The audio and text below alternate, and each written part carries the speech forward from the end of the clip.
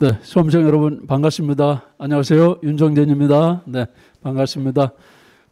프라임 2023년도 2024년 대비 1순환에 참여한 수강생 여러분 모두 환영합니다. 여러분 모두 환영하고요. 여러분들이 여러분 장래를 위해서 또 그 나라를 위해서 좋은 꿈을 갖고 여기 귀한 시간을 내서 여기에 많이 모였습니다. 많이 모였는데 수험생 여러분 꾸준히 노력하셔가지고 꼭 좋은 결과 있기를 간절히 바라고요. 저도 여러분에게 도움이 될 수 있도록 최선을 다하도록 하겠습니다. 저는 이제 프라임에서 국제정치학, 정치학 전임 교수를 하고 있는 윤정진입니다. 그래서 아마 여기 강의 수강하시기 전에 개인적으로 좀 정보도 알아보고 아마 그렇게 하셨을 것으로 생각이 들긴 합니다. 그래서 보시면은 강의 책자 4페이지에 보면은 간략한 제 경력이나 이런 것들이 있습니다. 그래서 국제정치 쪽으로는 이제 미국에 가서 제가 박사학위를 이렇게 받았고 또 국제정치 관련해서 강의를 계속 많이 해왔고 또 한국의 대표적인 국제정치 관련 학회인 국제정치학회 상임이사도 역임됐고 학술분과위원장 등등 이렇게 활동을 계속 해왔습니다. 국제정치학 쪽으로 그렇게 말씀을 드리면 되겠습니다. 그래서 제가 학부는 이제 또 대학원은 서울대에서 이렇게 했고 미국에 가서는 이제 국제 정치 중에 또 외교 안보 쪽으로 이렇게 공부를 했고 활동도 많이 했기 때문에 여러분에게 조금 더 도움이 될 수 있지 않을까 하는 그런 생각이 듭니다. 하여튼 여러분 반갑고요. 사실은 이제 여기 지금 1순환은 와 계십니다만은 이제 예비 순환을 거쳐서 오신 분도 있고 1순환에서 이제 처음 이렇게 집중된 어떤 강의를 듣는 그런 수험생도 있고 또 이제 2년차 된 그런 어떤 수험생들도 아마 있을 겁니다. 여러 공부 배경을 갖고 있는 수험생들이 함께 하고 있습니다만은 그런 점을 감안하면서 제가 이렇게 강의를 해 나가도록 하겠습니다. 그다음에 또 국제 정치에 관련된 전공을 한 수험생도 있고 또 좀 새로운 어떤 그런 영역인 그런 수험생도 있고 여러 가지 수험생마다 다양한 어떤 백그라운드를 갖고 있습니다. 그러나 이제 이 국립외교원 외교관 후보자 과정 시험을 준비함에 있어서 대체적으로 평균적으로는 2년 정도가 이렇게 소요가 되고 뭐 2년차, 3년차 중간도 있고 아주 열심히 하고 또 전공한 과목이 학부 때 있다든지 기타 또 시험 운도 따르고 그러면은 일부는 1년 만에 합격하는 그런 수험생도 있지만 대체적으로는 이제 2, 3년 차가 많이 합격을 한다. 그래서 지금 1순환부터 생각하면은 이제 처음 올라 시작하는 수험생 입장에서 보게 되면은 시간의 여유가 있습니다. 그래서 학부에서 이 국제정치학을 전공한 수험생은 학교 공부를 하나의 잠재 역량으로 활용하면서 수험 적합적으로 빨리 전환해야 됩니다. 나 대학에서 국제정치학 전공했어. 이거 믿고 있으시면 안 됩니다. 수험 적합적으로 빨리 전환해서 그렇게 노력해야 됩니다. 방심하시면 절대 안 됩니다. 대학에서 공부하는 거하고 이 지금 외교관 후보자 과정에서 시험 보는 거하고 상당히 다르고 또 집중돼야 되는 거 있고 출제 경향이나 이런 것들 때문에 마인드를 반드시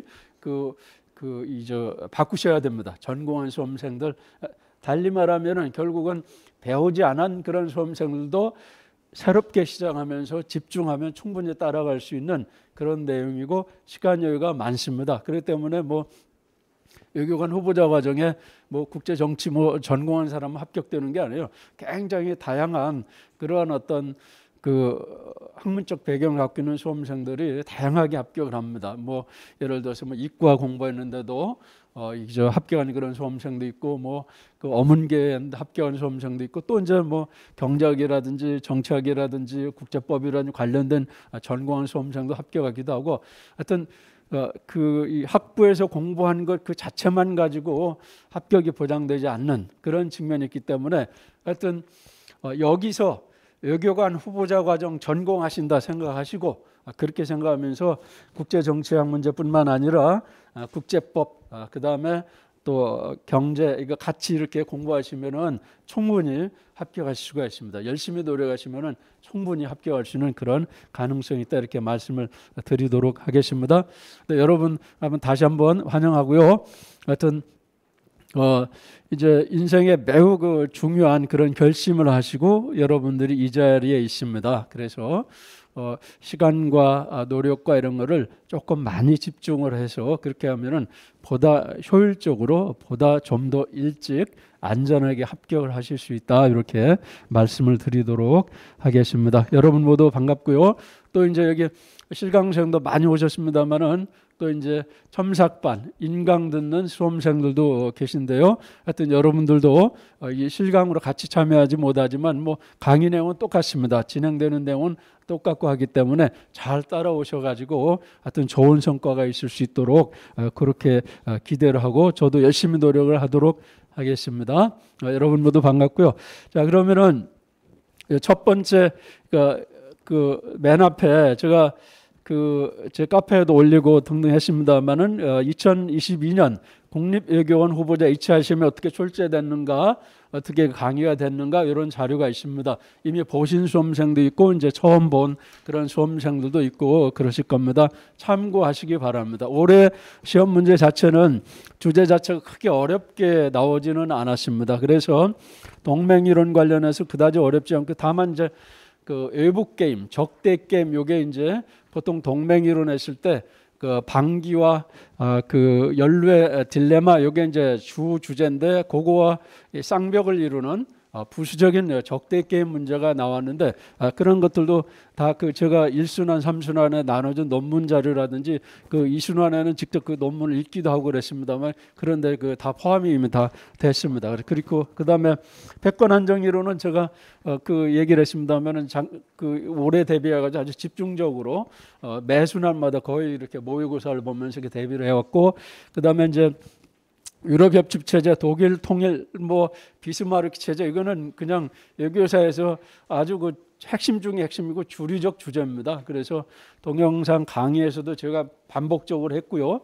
그다음에 뭐 비스마르크 체제 같은 건 모의고사도 받고 그다음에 뭐 조금 아쉽긴 하지만 올해 예비 순환 때 올 3월에 그 비엔나 체제라든지 그다음에 뭐 그 여러 가지 그 관련된 유럽 협치 체제 관련된 그런 모의고사도 보고 등등 해서 하여튼 굉장히 적중성 있게 강의가 됐습니다. 그래서 하여튼 잘 따라오시고 등등 하게 되면은 분명히 그 익숙하고 또 잘 풀어낼 수 있는 그런 가능성이 있다 이렇게 말씀을 드립니다. 다만 이제 사실은 수험생은 짧은 기간 내에 최적의 효과를 내기 위해서 여러 선생님들 순환별로 이렇게 좀 왔다 갔다 하는 그런 경우도 있습니다. 하여튼 그거는 여러분을 위한 거니까 하여튼 최적의 경로를 잘 찾아가시기 바랍니다. 하여튼 국제 정치학으로 치게 되면 하여튼 뭐 제 수단을 꼭 따라오면은 큰 무리 없이 이렇게 하여튼 그 강의를 대비는 할 수 있다. 그렇게 말씀을 드릴 수 있습니다. 올해도 뭐 굉장히 좋은 점수들 그 수험생들이 많을 것으로 이렇게 생각이 들고요.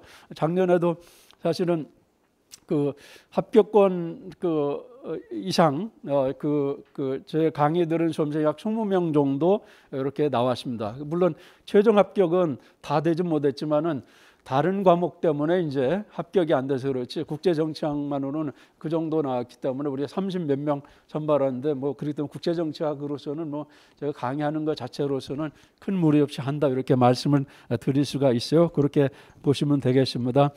다만 이제 여기다 좀 얘기를 하겠습니다만은 이 국제정치학의 주제가 굉장히 많습니다. 많아가지고 이제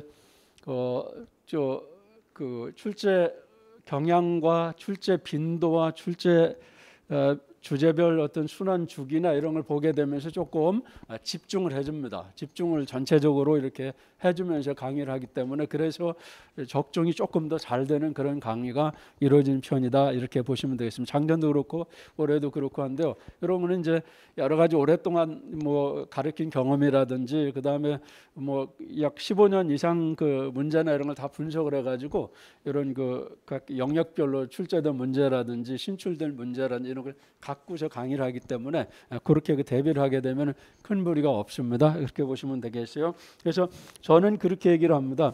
수험생들은 몇 개만 뽑아주세요. 이렇게 얘기를 하는데 사실은 이게 여러 교수님들이 함께 출제를 하기 때문에 교수들도 자기 마음대로 출제원도 자기 마음대로 그 출제를 못합니다. 자기가 예상된 출제를 내더라도 다른 교수가 반대하면 그 채택이 안 됩니다. 출제원도 마음대로 되지 않는 그런 거를 저한테 몇 개만 가르쳐 주십시오. 이렇게 하는 분들은 예를 들어서 제가 대학에 합격하고 싶습니다. 수능 문제 20문제만 콕 집어 주십시오. 그러는데 그러면 얼마나 좋겠어요. 얼마나 좋겠는데 내가 출제원이 들어간다 하더라도 내가 가진 문제가 다른 교수가 안 된다고 하면 안 됩니다. 그렇기 때문에 어떤 교수들이 의견을 내든지 간에 출제될 수 있는 범위 정도를 조금 넓혀 주셔야 됩니다. 그래서 저는 기본적으로 출제가 가능한 그런 주제를 기본적으로 다루면서 조금 그에 맞게 적중형으로 이렇게 강의를 합니다. 대체적으로 강조한 것들이 큰 무리 없이 이렇게 나오긴 하지만 그러나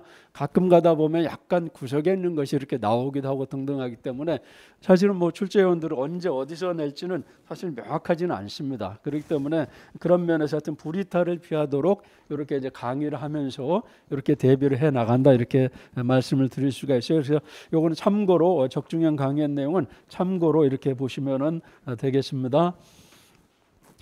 자, 다음은 이제 그 일순환 강의계획서 그 넘버링 1으로 되어 있는 강의계획서 자료 갖고 얘기를 하도록 하겠습니다.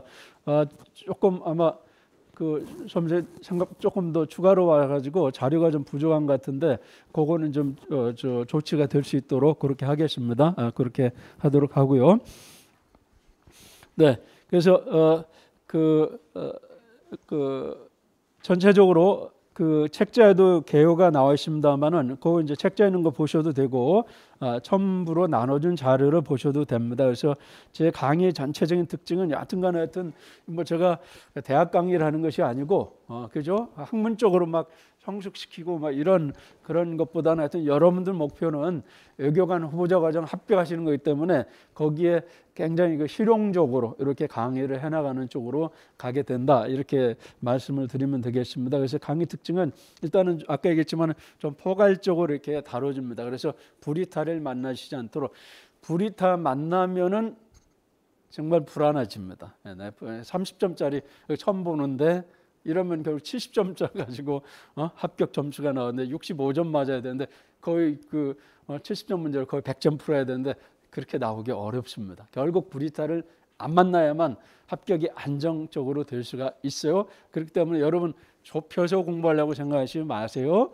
그러나 또 너무 넓혀서 하려고 할 필요도 없어요. 그렇기 때문에 그런 그 범위라는 것들은 그 이렇게 제가 강의하는 것을 참고하면서 이렇게 하시면 됩니다. 막 수험생이 막 어디 가서 뭐 논문 자립해가지고 혼자 막 논문 뽑아가지고 이거 나올 거야 저거 나올 거야 굉장히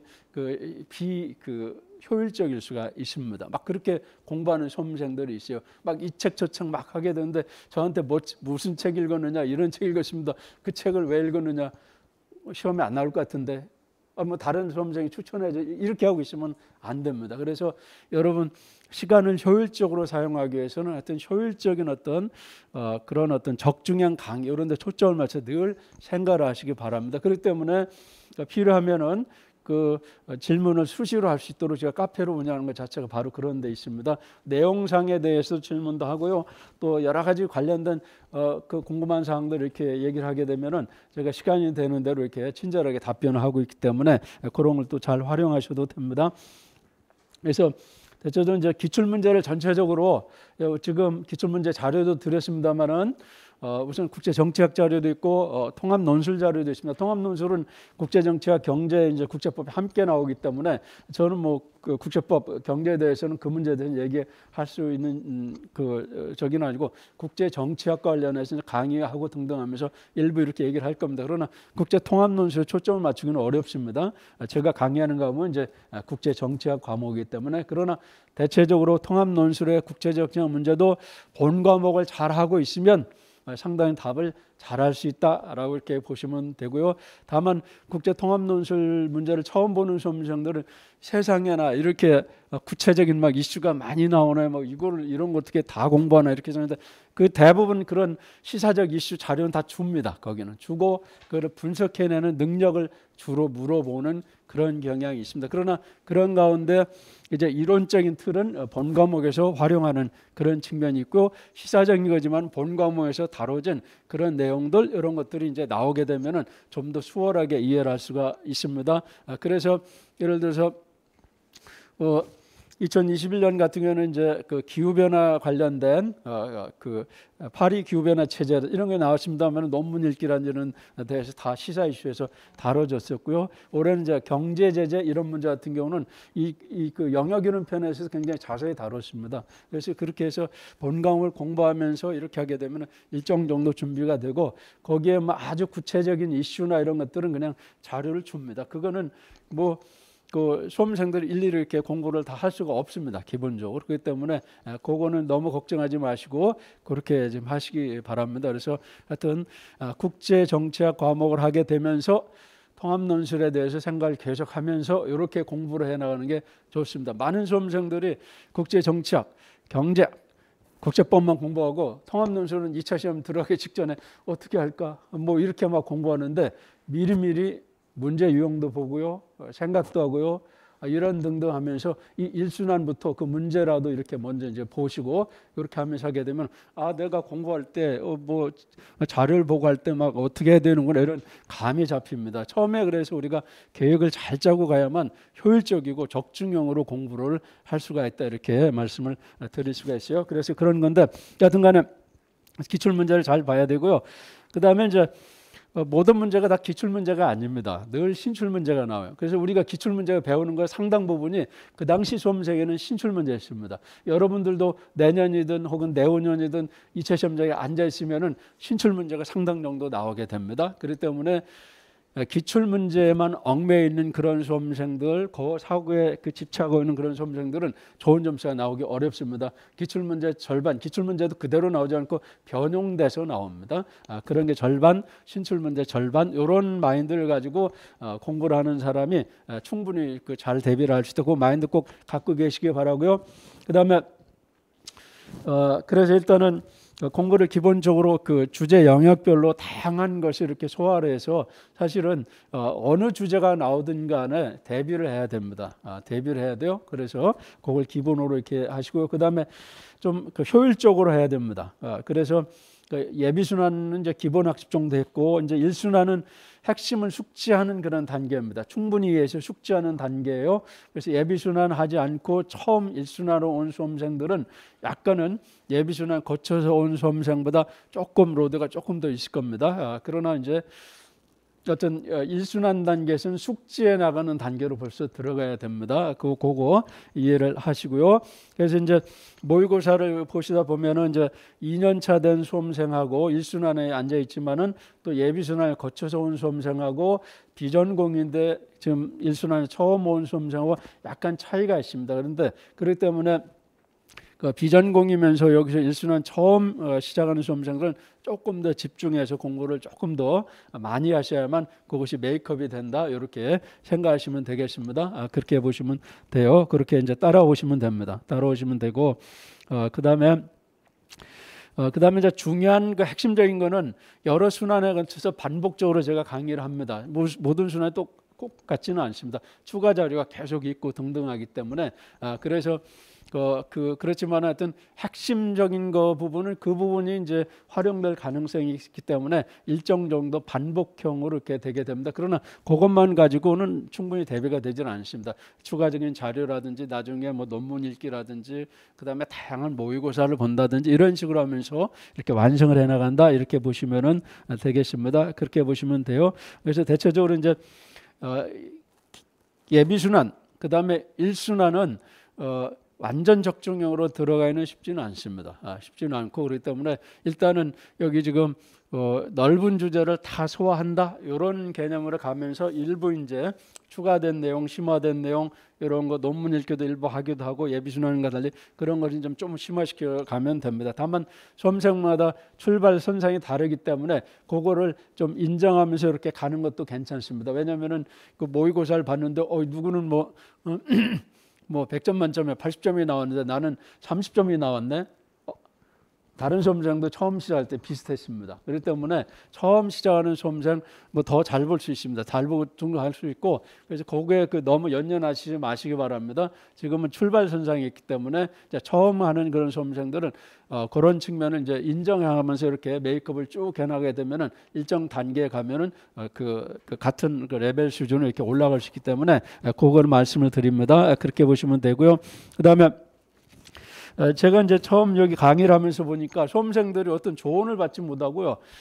뭐 공부 막 2, 3년 되는데 이렇게 처음 상담 받아봤습니다. 이런 수험생들도 있더라고요. 제가 그 얘기를 들어보니까 그래서 이제 저는 아예 그 예비순환부터 정규순환에 상담 시간을 쭉 이렇게 집어넣어서 하고 또 이제 답안 특강 형태에 준해서 제가 직접 추가 첨삭을 필요한 부분 해가지고 이런 식으로 해서 여러 순환별로 쭉 나눠서 답안 특강 형태로 하면서 상담을 하면서 전체적으로 공부하는 방향과 이런 거를 이렇게 잡아줘가면서 이렇게 합니다. 그렇게 하고요. 그래서 개인별로 여러 가지 그 강약점이라든 이런 것이 나타나가면은 거기에 따라서 이제 좋은다고 또 궁금한 사항이 있으면은 얘기를 또 뭐 휴식 시간이든 아니면 카페로 활용하든 이렇게 좀 할 수가 있습니다. 그다음에 소그룹 상담 때 이렇게 해도 됩니다. 제가 보니까 개인 상담을 좀 하긴 했는데요. 문제가 질문이 굉장히 중복되고 그래서 한 5명 정도 이내로 이렇게 소그룹 하게 되면은 여러 긴 시간을 가지고 여러 질문하기 때문에 훨씬 더 도움이 많이 됩니다. 도움이 많이 되고 그래서 소그룹 상담으로 하게 되는데 그 개인당 부여된 할당 시간은 비슷합니다. 그래서 그걸 모아가지고 함께 이렇게 그룹 상담을 하면은 더 큰 도움이 되기 때문에 그렇게 진행을 한다라고 이렇게 보시면 되겠습니다. 자, 그렇게 하시면 되고요. 그다음에 그런 상담을 통해서 해소되는 궁금증이라든지 내용에 관련된 문제 이런 거는 이제 카페 활용하시면은 제가 답변을 드립니다.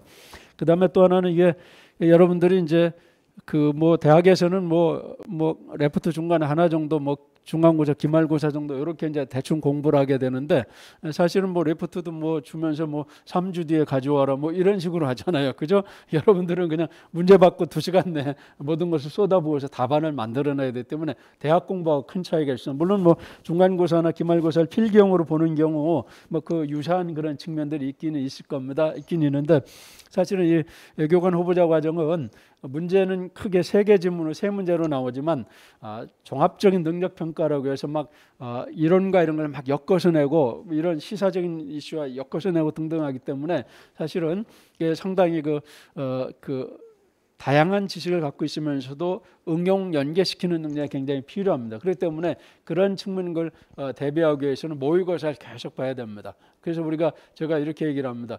그 올림픽에 나가는 체조 선수가 계속 체조에 대해서 책을 보고 계속 공부하고 터닝은 어떻게 하고 뭐 이렇게 책만 보고 가서 출전하는 그거하고 결국 실제 체조 경기장에서 연습하고 하는 경우 누가 낫겠어요? 사실 이 시험 자체는 약간 그런 어떤 실질적으로 아는 지식을 답안으로 전환시키는 능력이 굉장히 중요합니다. 그렇기 때문에 그런 부분을 많이 연습해야 되고 그거를 많이 연습하다 보면 답안 작성하는 어떤 기법이라든지 요령이라든지 이런 것이 숙달되게 되면서 시간을 굉장히 효율적으로 사용할 수가 있어요. 굉장히 중요합니다. 그래서 점삭반, 인강 듣는 그런 수험생들도 실강생처럼 그 모의고사를 못 보는 그런 경우가 있을 수가 있는데요. 그러나 가능한 한 실강과 똑같은 그런 차원에서 꼭 모의고사를 꼭 이렇게 치르는 방안으로 그렇게 하는 것이 아는 것을 결국 점수로 전환시키는데 굉장히 도움이 된다, 이렇게 말씀을 드리고 있어서 지속적인 모의고사 보시면 됩니다. 여기서 보면은 예비순환부터 3순환 답안 특강까지 하면은 대체로 한 35번 정도 모의고사 봅니다. 보통 2문제 내게 되고 세부 문제 2-3개 하면은 결국 예비순환부터 저 답안 특강까지 따라오게 되면 약 150개 정도 세부 주제를 직접 답안을 써봅니다. 그죠?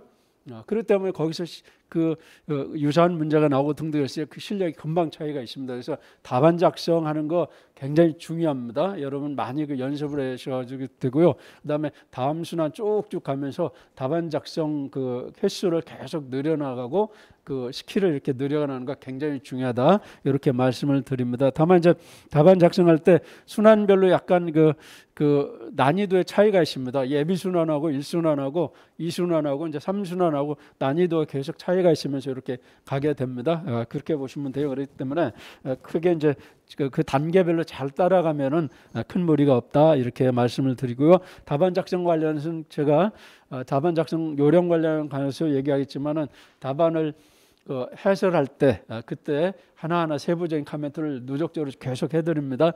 그러면 그런 것들이 이제 전체적으로 도움이 됩니다. 그래서 그런 정도. 다음 보시면 이제 1순환 관련해서 그 계획에 쭉 있습니다.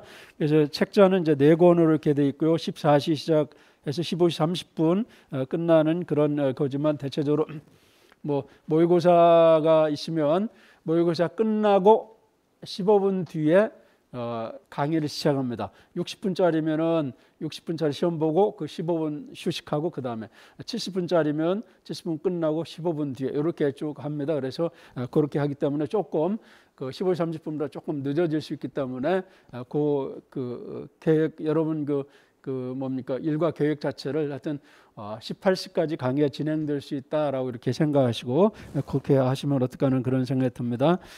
자, 그렇게 보시면 되고 커리큘럼 거기에 보면 이제 보시면 되고 특징 쭉 보시면은 참고로 이렇게 보시기 바랍니다.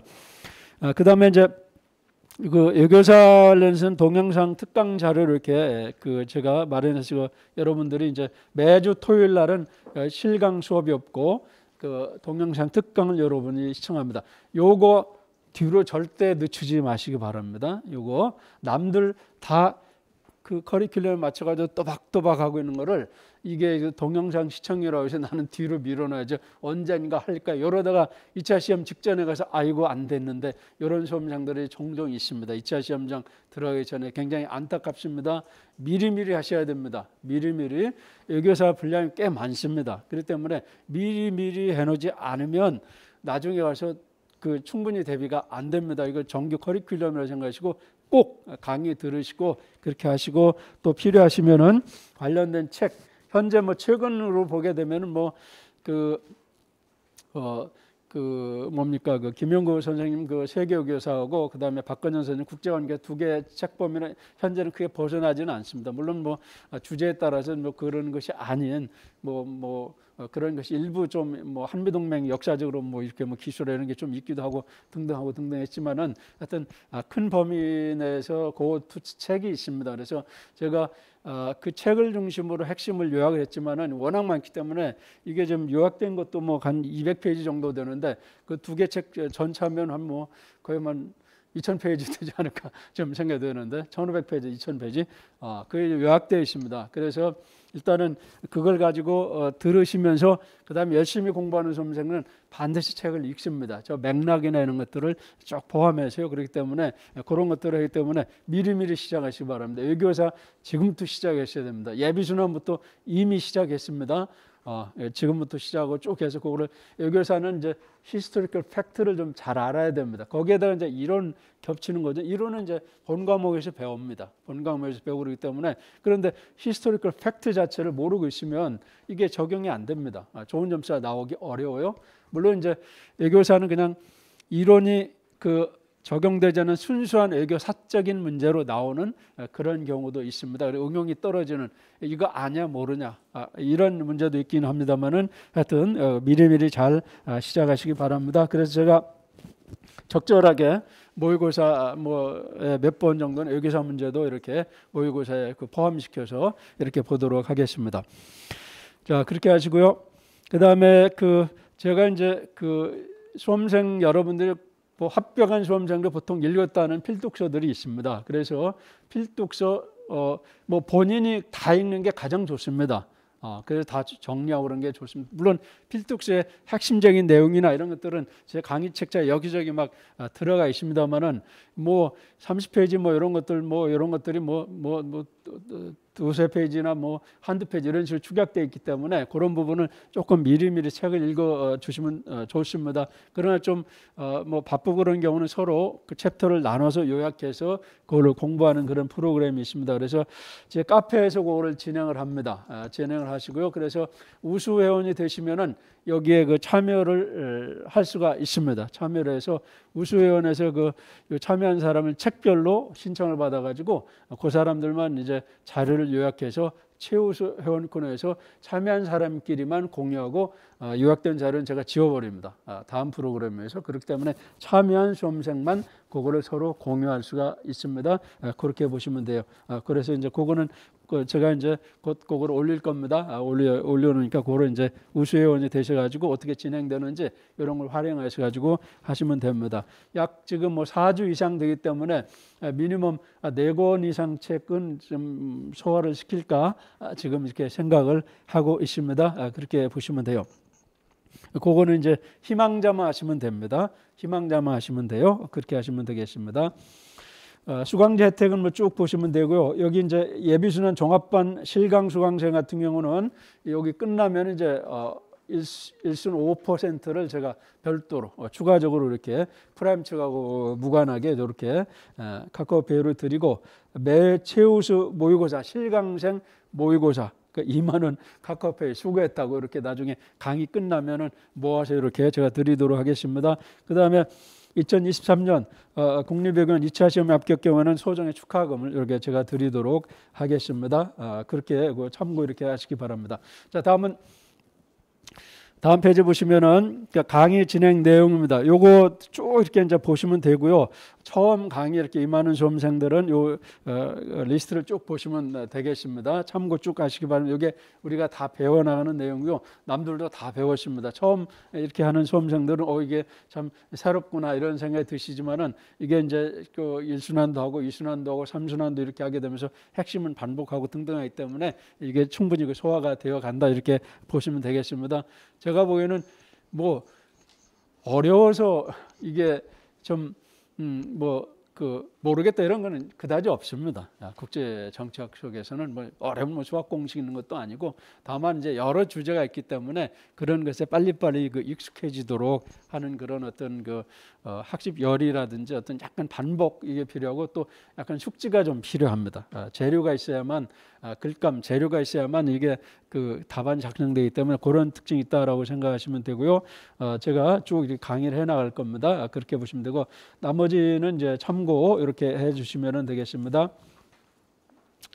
자, 그래서 쭉 넘어가고요. 이제 강의에 이렇게 들어가도록 하겠습니다. 우리가 이제 국제정치학을 배웁니다. 보통 인터내셔널 폴리틱스라고 이렇게 얘기하기도 하고요. 6페이지입니다. 강의 책자.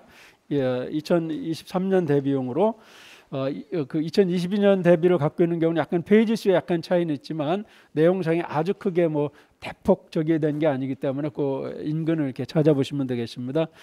국내 정치와 국제 정치가 큰 차이가 있는데 국내 정치는 결국 위계적인 질서가 있습니다. 그죠?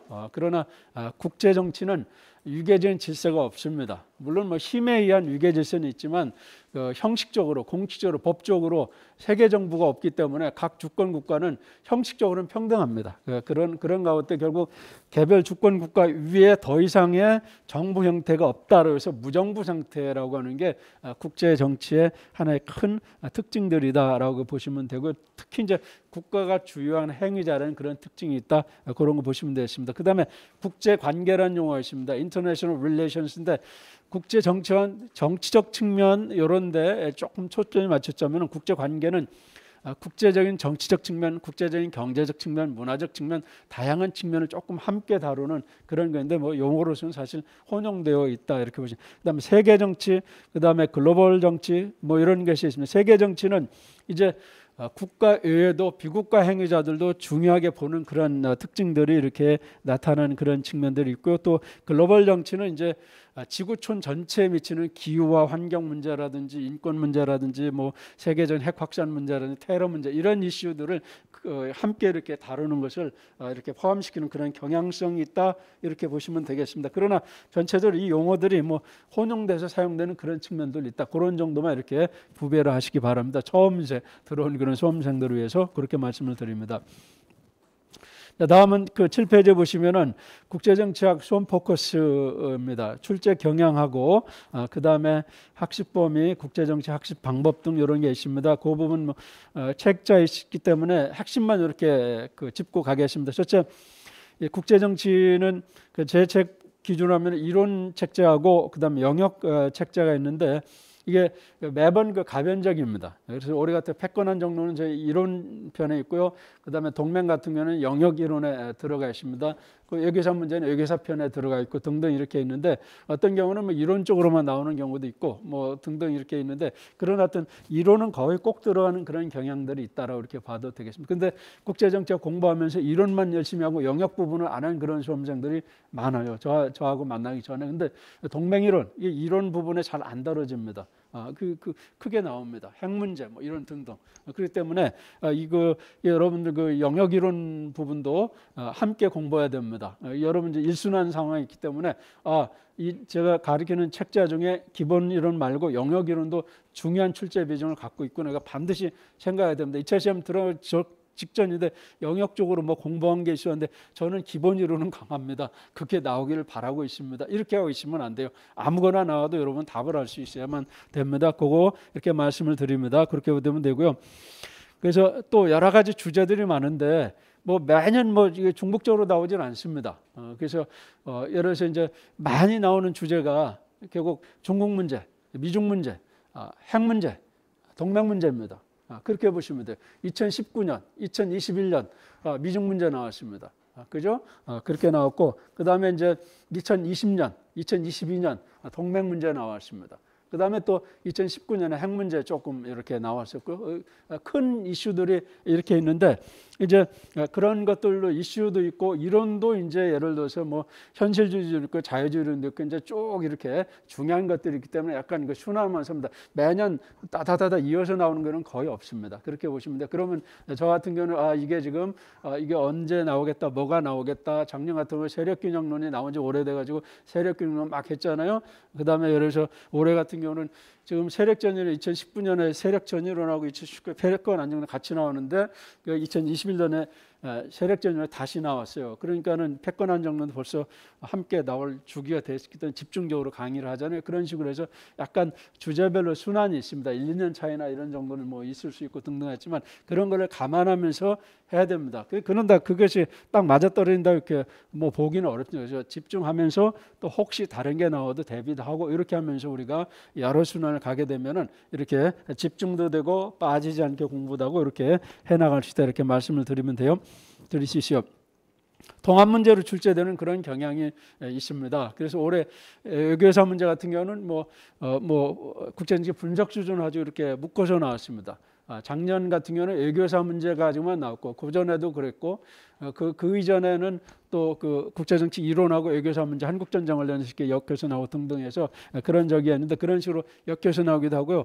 그 다음에 국제정치 영역 이론과 이론 영역이 기본 이론 영역이 함께 막 어우러지면서 이런 식으로 되는 그런 수가 있습니다. 그래서 그 좁은 한 이론 내에서 거기서 다 나오면 좋은데 사실은 이제 종합적으로 평가를 하다 보니까 이게 막 이것저것 막 그 하나의 그 문제 속에서도 그 예를 들어서 뭐 세력전이라고 패권 안정을 같이 물어본다 이런 식으로 막 하고 등등하기 때문에 이게 너무 좁게 해서 하면 안 됩니다. 뭐든 이렇게 연결시켜도 답할 수 있도록 그렇게 우리가 공부해 나가면 된다 이렇게 보시면 되겠어요. 통합형으로 나오는 것에 대비를 잘해야 된다. 그런데 통합형으로 나오는 걸 대비를 잘하려면 해당 기본 이론도 해당 현장 부분을 잘 알아야만 됩니다.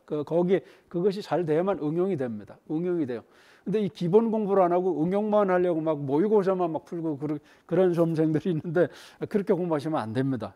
그렇게 공부하시면 기본부터 공부하고 응용력을 높여가야 됩니다. 그런 저기가 있어요. 그래서 기본이 안 되겠으면 응용력이 강하죠. 모의고사 같은 응용된 거는 똑같은 문제가 나오면 되는데 조금만 변해도 기본 지식이 전혀 다른 토대에 두고 있기 때문에 응용이 제대로 안 돼요. 그래서 기본 지식을 똑바로 하면서 공부하는 게 제대로 된 공부고 응용력이 거기서 나온다. 이렇게 보시면 돼요. 그렇게 보시면 되겠습니다. 물론 또 응용하는 능력 자체를 강화시키기 위한 그런 노력들도 이제 병행해서 해야 되기는 합니다. 그렇게 보시면 돼요.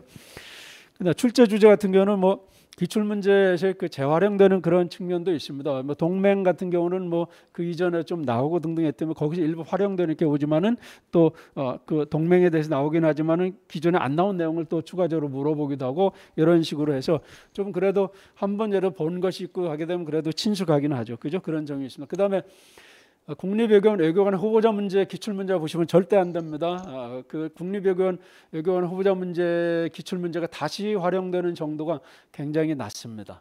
낮아요.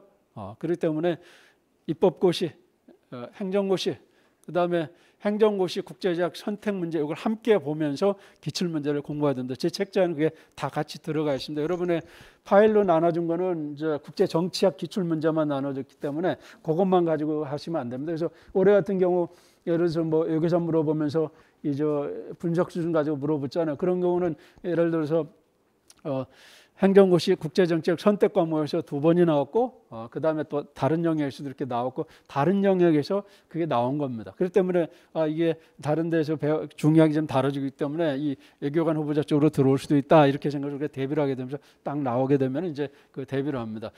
기출문제 공부한다고 외교관 후보자 과정만 그 과거 그것만 가지고 이렇게 하시면 안 됩니다. 다 그 국제정치학 공부한 사람들이 외교관 후보자 문제 내고요. 입법고시나 이런 그런 문제도 대체적으로 그런 역량이 있는 분들이 되기 때문에 다 교수들이 중요하다고 생각하는 것은 이리저리 왔다 갔다 할 수가 있어요. 그렇게 보시면 되겠습니다. 그거 이제 참고로 하시고요. 공부하실 때.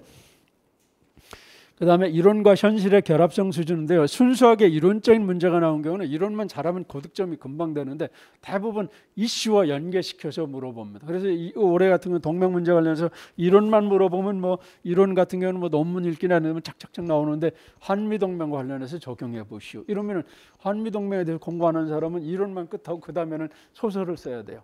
그죠? 그렇기 때문에 이게 이제 이론만으로 해서 딱 끝나는 그런 문제가 있고 이슈나 현실 파트와 연계시키는 그런 거기 때문에 바로 그렇기 때문에 이론만 갖고는 안 되고 각종 이슈, 시사적인 이슈나 쟁점 이런 거를 함께 공부해 나가야 되는데 그래서 수험생들이 기본 이론 그래도 공부를 하고 막 해서 됐는데 영역 이론 공부 안 하고 외교사 늦춰놓고 그 다음에 시사 이슈와 쟁점 하는데 그거 어렵습니다. 뭐 이런 그런 수험생이 있어요. 그러면은 기본 이론만 한 거는 국제적 정치학 공부 4분의 1밖에 안 한 겁니다. 그렇기 때문에 여러분들이 공부해야 될 그런 부분을 빠트림 없이 계속 해나가야 됩니다. 그래서 저는 그래서 뭐 기본 이론만 깊숙이 들어가서 나 공부 잘했습니다. 불안합니다. 차라리 출제 영역 자체를 조금 낮게라도 함께 공부를 해서 무슨 문제가 나오든지 브리타를 안 만나더라는 게 합격 가능성이 높아요. 그렇게 여러분이 생각하시기 바랍니다. 그래서 이제 시사적인 이슈와 쟁점 이런 것들도 나중에 계속 배우고 그다음에 논문 읽기나 이런 걸 통해서 그런 중요한 이슈나 시사적인 문제나 이런 것을 계속 보충을 쭉 해나갑니다. 그렇게 보시면 되겠어요. 그래서 이론과 현실이 결합되는 문제가 적지 않게 나온다. 시사적인 건데 그 시사라는 게 당장 오늘 내일 막 이런 저기가 아닙니다. 국제정치학 특히 외교관 후보자 과정의 시사적인 거는 한국전쟁, 뭐 닉슨 독트린, 뭐 이런 거 그다음에 옛날 한미 FTA 그렇기 때문에 뭐 최근 뭐 우크라이나 사태라든지 코로나 뭐 이런 것만 막 보시면 안 됩니다. 그렇기 때문에 그래서 그런 측면 관련해서는 사실은 뭐 한국전쟁 그다음에 닉슨 독트린 이거는 외교사 체계에서 공부를 하셔야만 그 이론으로 전개되는 그런 측면들이 있어요. 그래서 그런 측면. 그래서 그다음에 2020년 가면 또 1차 세계대전, 뭐 냉전, 2차 세계대전 이거 큰 문제로 동맹과 연관시켜 나오는데 그 외교사 체계에 나와 있는 그런 내용들입니다. 그렇기 때문에 외교사 관련해서는 외교사 대비도 있지만 이런 이론과 연계되는 이슈나 쟁점으로 들어가서 사용될 그런 가능성도 있기 때문에 굉장히 그 공부를 잘 해놓으셔야만 됩니다. 그래서 2020년 같은 경우는 동맹 문제 하면서 1차 세계대전, 뭐 2차 세계대전, 냉전 하면서 그것 같이 나왔고요. 그 다음에 또 외교사 문제 또 30점 거의 이렇게 별도 문제 하나 나왔어요. 거의 50점 문제가 외교사 관련된 내용이었어요. 외교사 공부는 대답이 안 돼요. 그죠? 그 다음에 이제 우리 올해 같은 경우도 이제 외교사 문제 자체가 이제 30점 이렇게 별도로 나왔잖아요. 물론 이제 분석 수준이 조금 들어가서 그 부분이 약간 점수가 이렇게 뭐 할애가 되긴 했지만은 그런 측면입니다. 그래서 외교사 부분 절대 뒤로 늦추지 말지. 여러분들은 출제되는 그런 비중만큼 공부하시면 됩니다. 그죠? 기본 이론, 영역 이론, 외교사, 이슈와 쟁점 그 부분이 일정 정도 기본 이론이 좀 기본이 돼야 됩니다. 그러면서 영역 이론, 예를 들어서 영역 이론과 기본 이론이 한 6대 4 정도. 외교사는 뭐 대체적으로 뭐 거의 한 문제가 꼭 나온다고 생각해야 되면은 거의 한 4 내지 그런 정도 비중. 기본 이론이 6위로 한다면은 시사 이슈와 쟁점은 여기저기 막 연계시켜질 수가 있어요. 그렇기 때문에 그것도 3 내지 4 정도 비중 이런 정도 공부가 돼야 됩니다. 그래서 여러분들이 공부해야 되는 그런 전체적인 비중이라는 걸 함께 판단하면서 전체적으로 학업 스터디를 이렇게 해나가시 바랍니다. 그렇게 보시면 되겠습니다. 자, 지식의 숙지와 응용 수준인데요. 그래서 또 이런 문제든 저런 문제든 하여튼 배운 거 그냥 그대로 옮겨 쓰면 될 수 있는 그런 문제들이 있습니다. 그러나 또 응용을 요구하는 그런 문제들이 있어요. 그래서 그런 응용을 요구하는 그런 문제들은 정말 문제를 위한 문제들이 있습니다. 그래서 대학에서도 안 나오고 논문 같은 데서 안 나오고 그냥 문제를 위한 외교관 후보자 과정을 위한 문제를 위한 문제로 응용 조합시키는 그런 경우들이 있습니다. 그는 해당 응용되기 전에 원래 기초 지식을 갖고 있으면 응용이 생각이 활용이 될 수도 있고요. 또 유사한 모의고사를 본다든지 이러면서 이제 응용력이 키워질 수 있고 그렇습니다. 자, 학습 범위 포괄적으로 하셔야 됩니다. 기출 문제 내용 공부해야 되고 신출 문제 예상 내용 해야 되고요. 세련된 답안 작성력의 세 세트입니다. 그거 그다음에 핵심적으로 집중해 나갑니다. 그래서 처음부터 집중해 나갈 수는 없습니다. 그렇기 때문에 예비순환, 1순환 같은 경우는 기본적으로 넓게 갑니다. 2순환 같은 경우는 핵심 내용은 간단하면서 논문을 약 100편 정도 이렇게 읽습니다. 그 다음에 3순환 가서는 이제 종합하게 되면서 모의고사를 매일 보게 되면서 핵심을 요약하면서 일부 논문에 대해서 얘기하고 또 모의고사 응용력을 높인다든지 그 다음에 또 이제 적중에 이렇게 가게 되고 그래서 매 순환마다 그게 좀 차이가 있긴 하는데 하여튼 그렇게 하고 또 전반적으로 새로운 이론, 개념, 이슈 이런 것들이 출제 가능성 있는 그 부분 조금씩 높여갑니다. 높여가요. 그런 식으로 가게 됩니다. 그래서 여러분들이 제가 강의를 하게 되는데 나는 이거는 새로운 건데 이것까지 나올 것 같은가 이렇게 생각이 드는데 나오더라고요. 그렇기 때문에 여러분들은 저를 믿고 따라오시면 됩니다. 이거 안 나올 거야. 이 수험생 여러분이 판단하시면 안 됩니다. 그렇게 보시면 돼요. 그래서 가르치는 게 다 나오는 건 아닙니다만은 충분히 나올 수 있는 그런 대상 영역을 가지고 무작정 제가 넓히지를 않습니다. 무작정 넓히지는 않아요. 그렇게 보시면 돼요. 또 이제 심도가 있지만 무작정 깊이 들어가지 않습니다. 석박사과정 교수들이나 있는 그런 논문 가지고 막 나오고 최근 논문이라 막 하고 그러는데 그거 안 나옵니다. 제가 보기에는 대학 교수들이 외교관 후보자들이 국제정치학 실력을 어느 정도로 보려고 하는지 그런 전체적인 판단 기준 속에서 자료를 고르고 등등 해야지 막 그냥 그런 거 본다고 해서 나오지는 않아요. 그렇게 됩니다. 그래서 그런 거는 감안하면서 이렇게 하시면 됩니다. 그래서 제가 이제 예를 들어서 올해 동맹 문제가 나왔지만은 전재정 교수 논문을 딱 한 편 읽었습니다. 거기에 여러 가지 동맹 이론 관련 이게 저거가 간단하게 다 들어가 있습니다. 그 이것저것 하게 되면 뭐 동맹 관련된 뭐 그 논문이 뭐 수백 편이 훨씬 넘잖아요. 그래서 여러 개가 있지만 그 중에 한두 개 딱 읽힌다면 뭘 읽힐 것인가? 그런 걸 제가 선정을 딱 했기 때문에 그 한 편 속에 그 출제된 문제가 이렇게 나오는 겁니다. 그렇게 제가 그냥 지나가다 하는 게 아니고 제가 동맹 문제 관련해서는 그 이제 논문이라는 거는 뭐 수백 편 이상 다 그 스크린에서 이건 대학 교수들끼리 자기들끼리 하는 얘기는 그건 볼 필요가 없습니다. 그래서 그래도 이제 그 학부 수준에서 국제 정책을 공부하시다면 그 배워야 되는 내용들이 들어가 있는 그런 것들 이런 것을 가지고 이렇게 하게 되면은 이렇게 대비가 되는 그런 측면들이 있어요. 자, 그렇게 보시면 되고요. 그래서 국제 정책 학습 방법은 기본 지식의 사전 숙지 학습이 굉장히 중요합니다. 그래서 국제법은 뭐 우리 이제 임한복 선생님도 아주 잘 가르치신데 이분은 사법고시도 패스하시고 외모고시도 패스하신 그런 분이에요. 고시의 뭐 달인이라 이렇게 볼 수가 있는데 국제법은 어떻게 가르쳐야 됩니까? 가르치십니까? 100% 암기입니다. 이러더라고요. 경제학은 뭐요? 논리적이잖아요. 그죠? 암기한다고 되는 게 아니잖아요. 국제정치학은 70% 정도 암기를 하고 있으면 굉장히 도움이 됩니다. 왜냐하면 지식이 없으면 국제정치학적인 글이 써지지를 않습니다.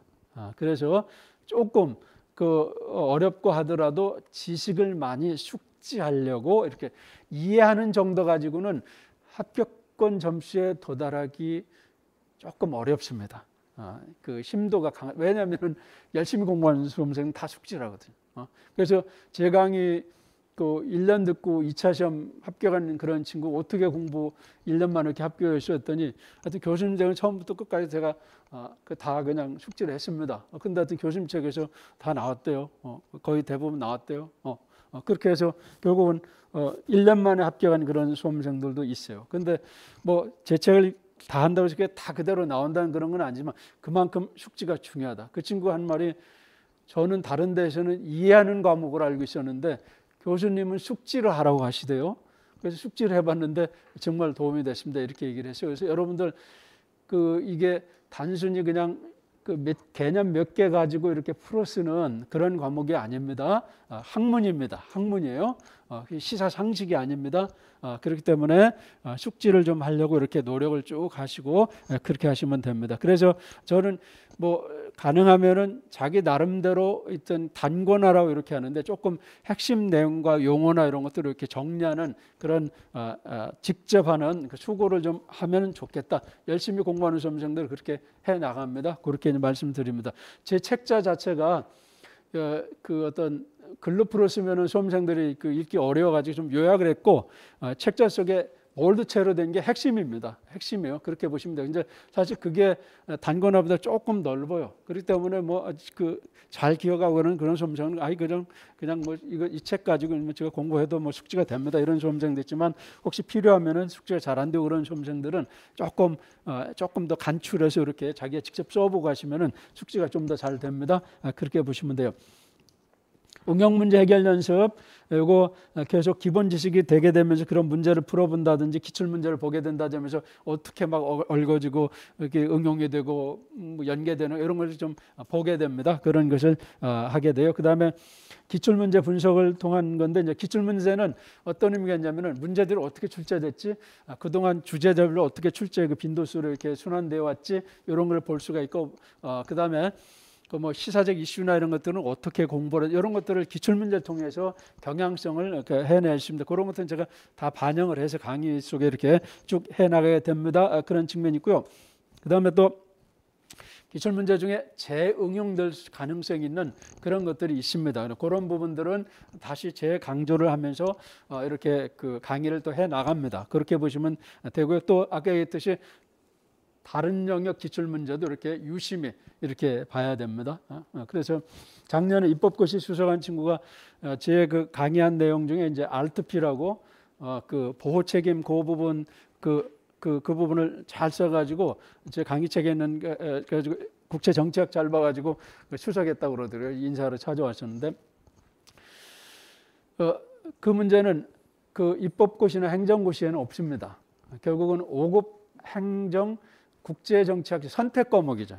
국제 통상을 위한 선택 과목에 있는 기출 문제인데 그것과 굉장히 유사하게 나왔습니다. 그래서 저는 이제 강의를 할 때 다른 영역도 이렇게 하기 때문에 국제정치학이지만은 그 친구 그걸 공부하고 가는 거예요. 그죠? 그러니까 처음 봐가지고 브리탐하는 거 가지고 30점짜리 차이 나게 되면은 그죠? 수석이 되냐 아니냐 합불이 금방 좌우되게 됩니다. 그래서 요 그 다른 영역의 출제 문제도 유심히 이렇게 어느 정도 봐가면서 이렇게 공부를 해나가는 게 좋습니다. 그래서 제 강의 책자에는 주제별로 다른 영역 기출 문제도 다 들어가 있어요. 그렇게 보시면 되겠습니다. 학습자 신출 문제를 위한 대비 꼭 필요합니다. 여러분들 그렇게 보시면 돼요. 이거 기출 문제 안 나왔던 건데 반드시 안 나온 걸 내게 돼 있습니다. 출제위원들은. 그죠? 기출 문제가 중복이 과다하게 되지 않도록 하는 게 거의 출제 지침이라고 보시면 됩니다. 그렇게 되기 때문에 오래전에 나왔다는 이런 거면 뭐 괜찮을 수도 있는데 하여튼 그렇게 보시면 돼요.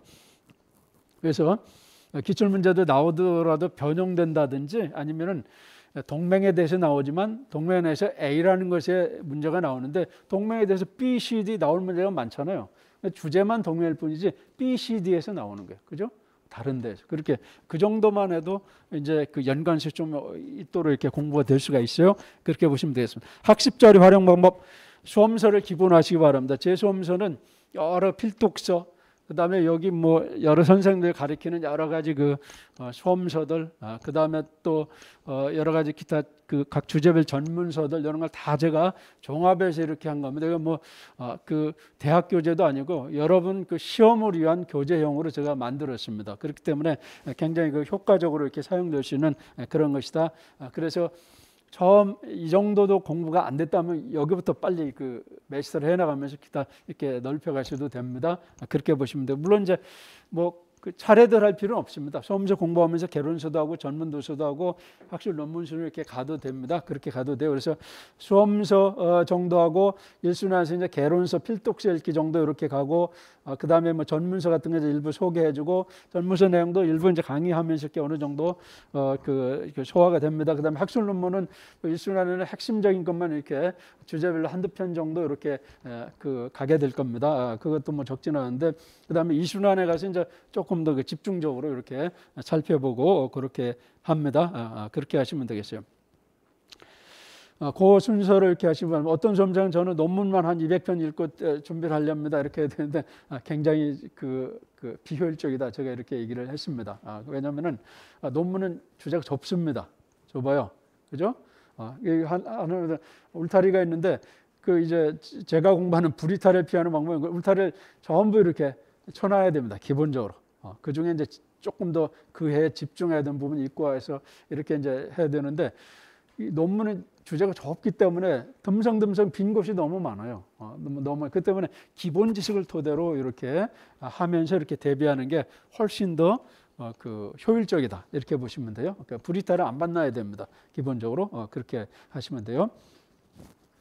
자, 고득점 답안 작성 능력이 있는데요. 그거는 그 예비수는 좀 얘기를 했습니다만 간략하게 얘기하고 여러분들이 꼭 읽어보시기 바랍니다. 월요일 날 모의고사를 보게 될 텐데 그 전에 반드시 한번 요 필독을 하시기 바랍니다. 그래서 고득점 답안 작성 능력 향상고 넘버링이 3번째 된 거에 보면은 맨 윗부분만 좀 강조했습니다. 기출문제 모의고사 통한 문제 분석 답안 작성 연역을 반드시 연습해야 됩니다. 알겠습니까? 여러분 공부한 실력이 점수로 전환되는 그 프로세스가 모의고사입니다. 기출문제 분석과 모의고사입니다. 그 프로세스가 없으면 내가 100이라는 걸 알고 있는데 점수가 60점밖에 안 나와요. 어떤 사람은 60만큼 알고 있는데 60점이 그대로 나와요. 요 통로입니다. 그거 중요합니다. 그 다음에 반복적 모의고사 해설, 답안 작성 능력 반드시 숙달해야 되고요. 그 다음에 문제를 정확히 분석하고 이해를 해야 됩니다. 그래서 사실 공부가 충분히 안 되면은 문제가 뭐지? 뭘 쓰라는 거지? 이게 지금 잘 감이 안 잡힙니다. 그러나 공부를 계속해 나가면은 그게 그 내용 일단 알아야만 그 방향이 잡히고 또 답안 작성하는 연습을 통해서 그것이 세련화되고 초점이 맞춰집니다. 이렇게 보시면 돼요. 그 다음에 또 그 전체적으로 보면 이제 1순환, 2순환, 3순환 가서 모의고사 여러 번, 뭐 수십 번 보게 되면은 답안 작성하는 그 틀은 기본적으로 됩니다. 그런데 이제 아까 얘기했듯이 컨텐츠가 부족하면 한계가 있습니다. 테크닉 가지고는 예를 들어서 뭐 40점 맞는 사람이 뭐 60점 되고 뭐 이런 거 좀 어느 정도 쉽게 올라갈 수가 있는데 이 40점 맞는 사람이 테크닉 가지고 80점이 안 됩니다. 왜냐하면 컨텐츠가 없기 때문에. 그래서 지식이 매우 중요하다. 그래서 이제 답안 작성이 잘 안 된 그런 경우는 초기에는 답안 작성이 신경 많이 쓰고 등등 하지만 이제 마지막 단계에 가서는 이제 결국은 그 지식을 통해서 결국은 고득점으로 이렇게 올라갈 수가 있다. 이렇게 보시면 되겠습니다. 그렇게 보시면 돼요. 자, 그렇게 보시면 되고요. 그 다음에 보통 이제 세 문제가 출제되는데 그 난이도가 좀 그 경중이 있습니다. 거기에 따라서 이 세 문제별로 시간과 지면을 어떻게 할당할 건지 이런 것도 굉장히 중요합니다. 우리가 농구를 하더라도 어떤 그 감독은 야, 그 1쿼터부터 밀어붙여 이런 저기도 있고, 뭐 어떤 감독은 야, 1, 2쿼터는 좀 보고 마지막 쿼터 가서 마지막 쿼터는 좀 늦겠네요. 그죠? 뭐 두 번째 쿼터부터 밀어붙여라 말이죠. 체력을 빼놓고 이게 다 다릅니다. 수업 문제를 보고 그 세 문제 중에 그 강약과 이런 걸 어떻게 할지, 그 다음에 각 문제별로도 세부 문제가 있습니다. 그것 강약과 시간과별 이런 게 어떻게 할지 그 굉장히 중요합니다. 그런 것들이 계속 답안 연습하면서 이렇게 세련화되고 효율화됩니다. 그렇게 보시면 되겠어요. 그런 등등. 그 다음에 또 가장 중요한 거는 이제 이 국제 정치학적인 전문적 지식이 드러나는, 그래서 국제 정치학적인 전문적인 지식 관련된 개념과 용어와 이론과 이런 것들을 많이 집어넣는, 물론 뭐 연관 없는 것을 많이 집어넣으면 이상하다고 하죠. 오히려 그러니까 연관된 것을 잘 집어넣는 게 좋은 퀄리티 높은 그런 답안이 됩니다. 그래서 중요한 개념들이나 이런 것들, 용어나 이론이나 이런 것들을 많이 잘 숙지하고 계시는 게 굉장히 도움이 된다. 이렇게 보시면 되겠습니다. 우리가 경제학을 풀면은 수학 공식을 쭉 풀잖아요. 그죠?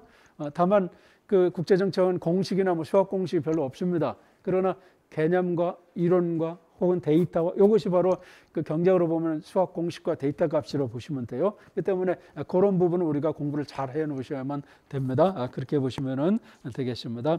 전체적으로 논리적 체계성이 중요한데 그건 제가 계속 얘기를 하도록 하겠습니다. 결국 목차를 잘 잡아야 됩니다. 지문과 세부 문제를 보고요.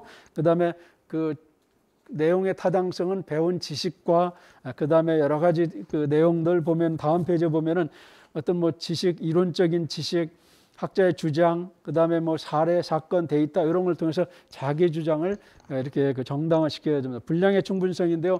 문제별로 점수가 있습니다. 세부 문제별로 점수가 있습니다. 거기에 따른 적절한 시간과 적절한 지면을 활용하면서 써야 됩니다. 이거 막 시간을 뭐 점수는 뭐 5점 분량인데 막 10점 분량과 시간을 썼다 그러면 다른 데 못 씁니다. 지금 5점짜리를 만점마다 더 좋아하는데 저 뒤에 5점짜리 못 풀어가지고 결국 남는 게 없습니다. 그죠? 시간과 지면을 효율적으로 사용해야 돼요. 그거 굉장히 중요하다고 보시면 돼요. 그래서 항상 점수가 몇 점짜리냐, 요게 거기에 맞는 시간과 분량을 사용한다. 그러나 잘 모르는 경우는 조금 줄이고 아는 데서 확실히 득점해서 약간 가감은 있을 수가 있는데 그런 걸 특히 그 유념하셔야 되고요. 그 다음에 전체적으로는 페이지당 적절한 글자 수나 이런 것도 봐야 됩니다. 왕방울하는 글자를 한 페이지 채웠다고 남들 뭐 그 쓴 내용이 한 60%밖에 안 되는데 그 그냥 외형적으로 페이지 다 채웠다고 점수가 나오질 않습니다. 그래서 적절한 글씨로 적절한 분량으로 이렇게 글씨 분량도 이렇게 들어가야만 내용의 어떤 심층성이라든지 구체성 이런 게 드러나고 등등하기 때문에 그런 것들은 제가 코멘트를 좀 이렇게 해드리고 등등하게 될 겁니다. 그렇게 보시면 되고요. 그다음에 주장의 독창성인데 주장의 독창성을 강하게 물어보는 문제가 있고요. 아는 지식을 옮겨 쓰시오 하는 문제가 있습니다. 아는 지식을 옮겨 쓰시오 하면은 그래서 예를 들어서 뭐 한시제 모겐수가 세력균형론에서 스스로 비판한 내용이 뭐가 있냐면 한시제 모겐수가 한 내용을 그대로 옮겨 써야 되는데 내 생각을 쓰시면 안 됩니다. 그대로 객관적인 국제정책의 지식을 옮기도록 요구하는 것은 그대로 옮겨줘야 됩니다. 거기다 자기 생각을 집어넣으면 안 됩니다. 그런데 또 어떤 경우는 어떤 수험생이었던 뭐 한중 관계 속에서 한국의 바람직한 외교 전략을 제시하라. 이런 조금 오픈형 문제잖아요.